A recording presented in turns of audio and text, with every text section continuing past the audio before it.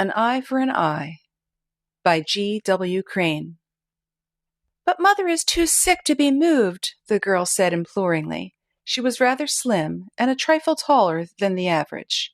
Her face was beautiful, despite the paleness of her cheeks and the slightly dark circles beneath her eyes. She taught the first-grade pupils in the little community, and they literally worshipped her. "If you will give me only a little more time, I am sure that I can get the money," she continued, and then waited anxiously for the wizened-faced man to reply. "No, sir," the latter answered roughly, as he rubbed his hands together and frowned upon the girl. "Business is business. I've been wanting that house of yours for several years, and now I'm going to have it.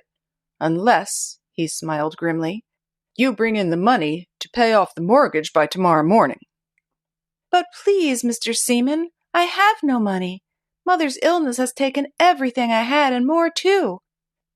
But if you will wait just a little longer—" That will do, the old man spoke in a rasping voice.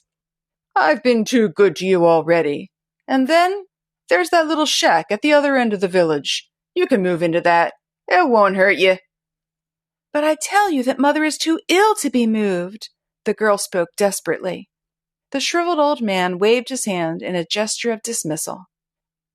"Haven't you any sympathy at all?" the young woman asked in one last appeal. "Sympathy, bosh! That's all foolishness. It leads to bankruptcy. That's what I always used to tell your father before he died, but no, he could not see it that way." The old man spoke with infinite sarcasm. "Now don't disturb me any longer. There's the door." He waved a claw-like hand in its direction. The girl stood irresolutely a moment, while her face alternately flushed and then grew pale. She felt once as if she could murder the heartless old skinflint as he sat at his desk. There was no way to get the money, and she perceived that she was absolutely in the hands of this merciless creature. With rage and despair consuming her spirit, she left the room. The next day, the girl and her invalid mother were forced to leave their cozy little home and move into the damp, decaying house at the other end of the village.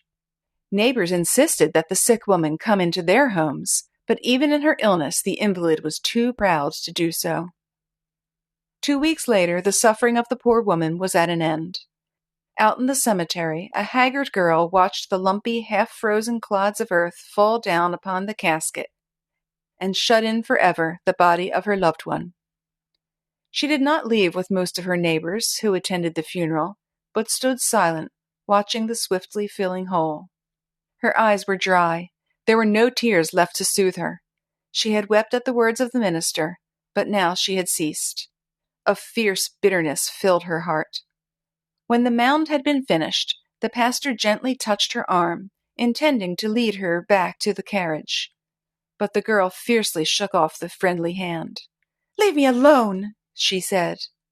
"But it is damp and cold, and I want you to ride back home. All the other vehicles have gone." "I can walk," she answered shortly. The minister regarded her a moment and decided that it might be best to let her remain. He began to retrace his steps toward his conveyance. Reaching a bend in the road, he looked back, but the solitary figure was still standing motionless. By most of the villagers, Mr. Seaman was considered to be the stingiest, most tight-fisted old skinflint that ever lived. The older he became, the more his mercilessness seemed to increase. Even the dogs, when they saw him coming down the street, got out of his way. The old man lived in a small, ramshackle cottage at the edge of the village, and no one ever visited him there. He had a little office above the local bank, and it was in this that his callers found him when they wished to adjust money matters. For several weeks the old man had been feeling a peculiar numbness all along his right side. At first he paid scarcely any heed to it, but it did not go away. As a result, he began to pinch his right leg every morning to see whether he was any better. He could notice no improvement, and as time passed he believed that he was getting worse. "I suppose it's just because I'm getting older than I used to be," he thought, but this did not comfort him at all. As a consequence, he determined to consult the town's physician, and although he regretted wasting his money in this manner, he went up to see Dr. Jackson. The physician told him that it acted very much like paralysis, and that a complete numbness of his whole body might result. Although this might be gradual, he said, it could occur at a sudden stroke. The doctor did not try especially to allay the old man's fears, for he shared the popular feeling toward the miser, and he saw that he was very susceptible to suggestion. Sherman came away very much frightened. He did not appear to fear death itself, strange as this would seem. Perhaps it never occurred to him that his paralysis might be fatal. What really terrified him, however, was the idea that he might be rendered incapable of making either movement or sound, and that then he would be buried alive. This thought of being locked up in a coffin while he was not actually dead haunted him day and night. In his sleep he would dream of being locked within a casket, unable to utter a word, yet comprehending all that went on around him. He could hear the dirt fall shovelful after shovelful upon the box in which he was imprisoned. He could feel the air becoming oppressive. Then he would swing his arms sideways, only to find himself shut in. He would kick and endeavor to lift the lid, but 6 feet of damp earth would be crushing it down against his feeble efforts. He would beat frantically upon the encircling boards, but the hard-packed earth would muffle the sound. He could feel the pitch blackness of his stifling tomb. He could not see. He had used up almost all the air within his narrow coffin. He could imagine the grave diggers walking around complacently several feet above him. If he could only make them hear, he was smothering, buried alive. With a scream of horror he would waken and lie panting as he tried to recover from his nightmare. But he could not entirely push these dreams away, for he knew that there might be some truth in them.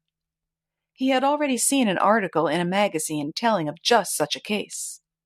He decided that he must find the article again. Searching for several hours through the pile of magazines which he kept stacked within one of his small rooms, he at length came upon the story which he had been seeking. Although it frightened him, he could not help reading it again. He learned that for some reason the buried man had been dug up a few weeks after his interment, and when the casket had been opened, the dead man was found lying on his stomach, with one hand clutching his scalp, from which most of the hair had been torn off. Fascinated by the horror of the tale, he found himself reading it again. He could not help himself. For the remainder of the night he would lie thinking of the possibility that he himself might be buried alive. In the daytime he was obsessed with this same thought. Even while he walked down the street to his office, and he found it more difficult to do so each day, he could clearly imagine himself so paralyzed that the neighbors might take him to be dead. Mentally, he could see them gathered around his bedside. He could feel them lift him into the casket. He could feel himself driven to the cemetery and lowered into the cold ground, all the while powerless to cry out or show in any way that he still lived. This idea almost smothered him, even while he was wide awake. He grew haggard because of his fear, and would go about the town muttering to himself, and occasionally flinging out his arms, as if to push off something that seemed to be enveloping him. People thought that he was going crazy, and indeed his actions tended further to substantiate their judgment, for he grew more queer from day to day. At last he went back to see Dr. Jackson, and confided his fears to him. The latter only laughed, and told him not to worry, for the townspeople would not bury him before he was entirely dead. Anyway, the doctor added, the embalming fluid will kill you if you aren't already dead. No, no, no! Screamed the terrified old man.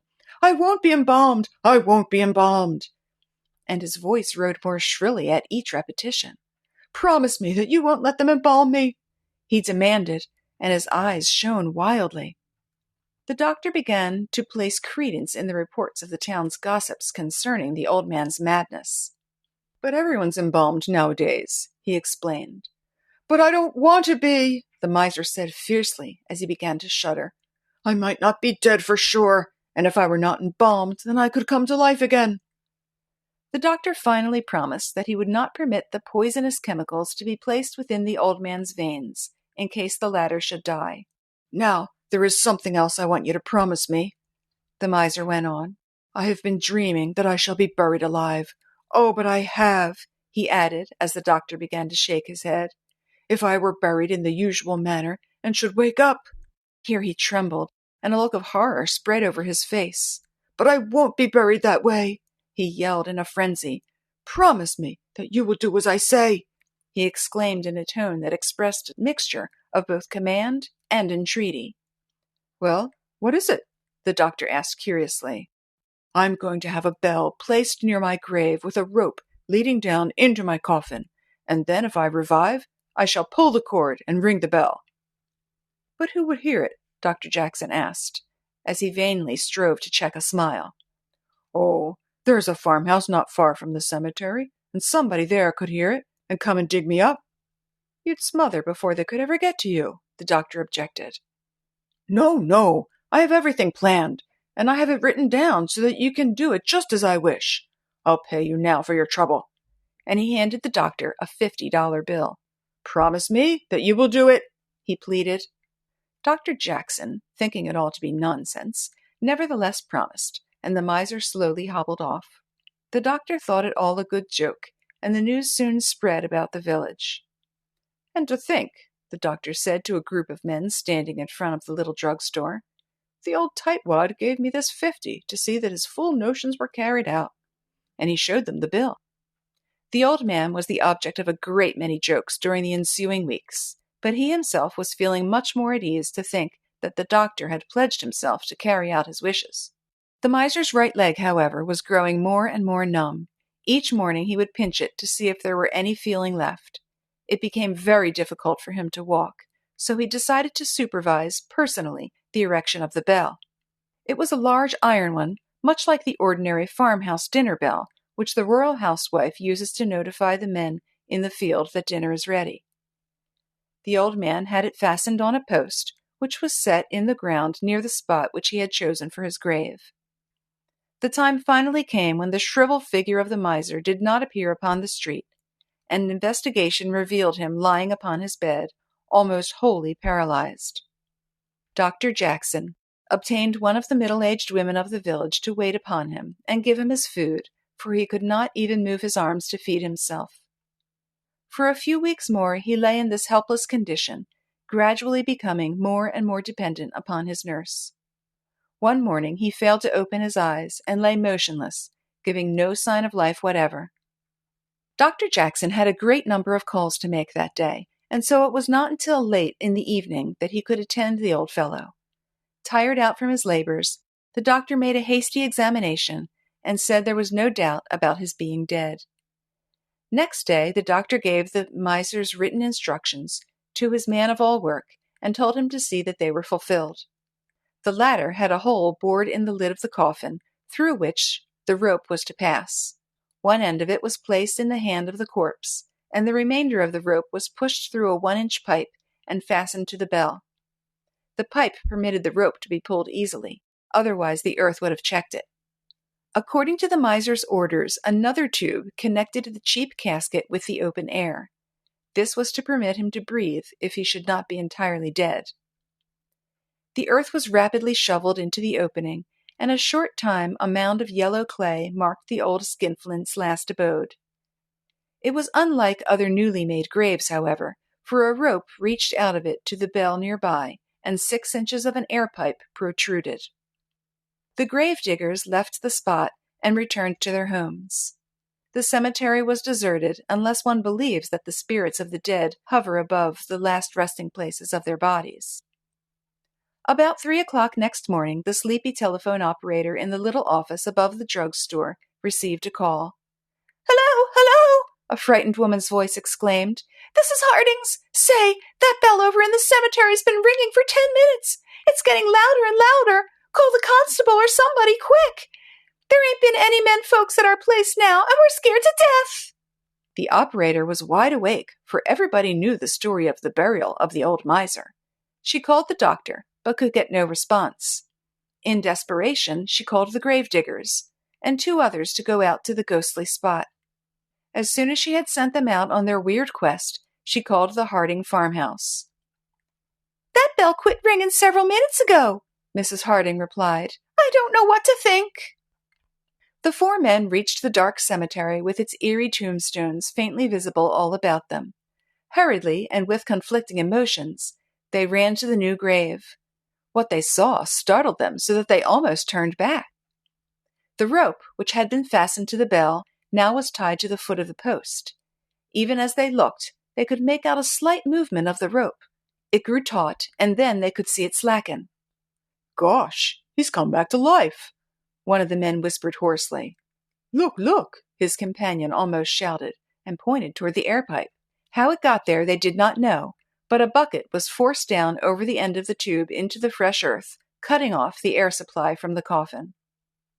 One of the grave diggers kicked the bucket off, and then they all set to work digging.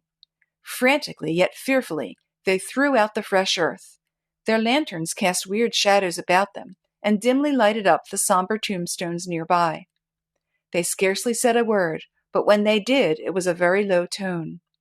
Thud! A shovel had at last struck the wooden box. It startled the men. They were not any less courageous than the average, but their surroundings and their peculiar situation in which they found themselves would have affected the nerves of anybody. Quickly, they cleared off the top of the coffin. "Hello! Are you alive?" one of them called in a low voice. There was no answer. "I think Hardings imagined they heard the bell ring," one of the men muttered. "But didn't we see the rope move?" another objected. "Well, you can open the lid," the first speaker added. They held their 2 lanterns down inside the pit, which they had just made. The yellow flames flickered and spluttered. The bravest of the 4 men used his shovel for a lever and pried up the coffin top. Slowly, hesitatingly, he peered inside. An unexpected movement from within would have caused him instantly to drop the lid. He still could not make out the dead man's form. Carefully he jerked the top clear back, and the 4 spectators were terrified. If they had been out of the pit in which they stood, it was doubtful whether they would have remained for a second glance. As it was, they were standing on the edge of the casket and could not readily escape. The old man's form was turned over and hunched up as if he had vainly striven to lift the tons of earth that held him captive. His right arm was stretched out along the side of his prison, and the nails of his fingers were torn off. The sides of his casket were clawed and scratched, and the scalp of the dead man was frightfully lacerated. All his hair had been pulled out by the roots, and a wad of it was still fiercely clasped in the miser's left hand. Even while they looked on, a greater fear consumed them. "Ha ha ha!" Demoniacal laughter came to their ears. This was too much. Clawing and scrambling, they clambered over each other in a trying to get out of the pit. "Ha ha ha!" The shrill laughter continued far up the hillside. It pursued the fleeing men.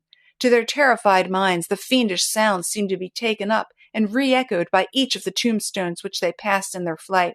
"Ha ha ha! Ha ha ha! Ha ha ha ha!" The ghostly shrieks rang in their ears as they raced toward the village. Unexplained, the mystery continued to frighten the superstitious for 2 days after the miser had been reburied. Then, a tragedy partially turned their attention from this weird affair. The body of the girl whose mother had been turned out of their home was found floating in the river not far from the little village. "Too bad," the doctor had said. "She must have lost her mind brooding over her mother's death." And this was the consensus of opinion. And no one ever thought to associate the gentle young schoolteacher with the fiendish laughter which had floated over the cemetery.